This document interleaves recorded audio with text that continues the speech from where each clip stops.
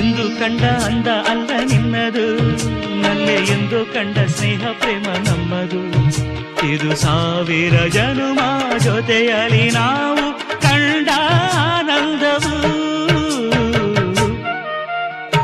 ಕಣಕುತಿದೆ